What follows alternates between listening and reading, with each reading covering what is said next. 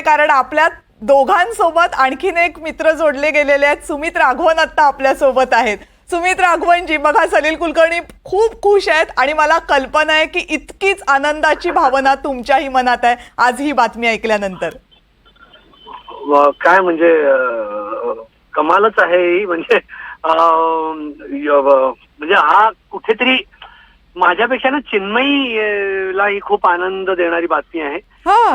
कारण चिन्मयी मराठी शाळांची सदिच्छा दूत आहे आणि मराठी शाळा जगल्या पाहिजेत, वाचल्या पाहिजेत, यासाठी ती आणि तिचा एक ग्रुप आहे, ते मिळून एक मराठी भाषा केंद्र आहे.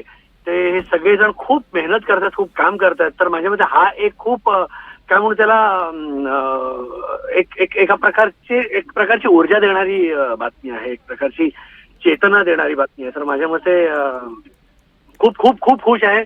आम्ही दोघे खूप खुश आहोत.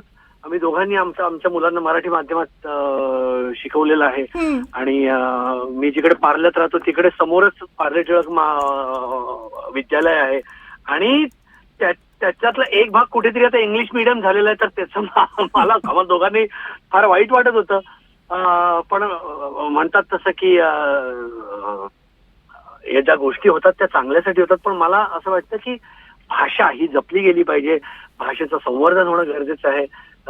जसं आमचा एक मित्र म्हणतो की वीज वाचवण्यासाठी त्याचा वापर कमी करावा लागतो, कमी करायचा असतो. भाषा जर वाचवायची असेल तर त्याचा वापर सर्वात जास्त करायचा असतो. तर मला असं वाटतं की प्रत्येकानेच प्रत्येक मराठी मनासाठी एक आनंदाची बातमी. खरंय. चिन्मयी जी आहेत का बाजूला? नाही, चिन्मयी एका नाटकाच्या प्रयोगाला गेलेली आहे, पण तिला कळेल तेव्हा तिला जवळजवळ हर्षवायू होईल तिला.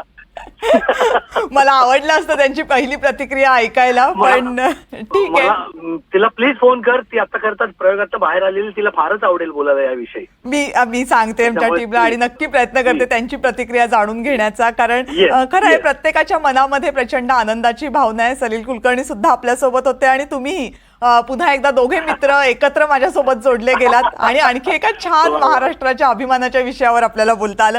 खूप खूप धन्यवाद या प्रतिक्रियेबद्दल. थँक्यू. जय महाराष्ट्र. जय महाराष्ट्र.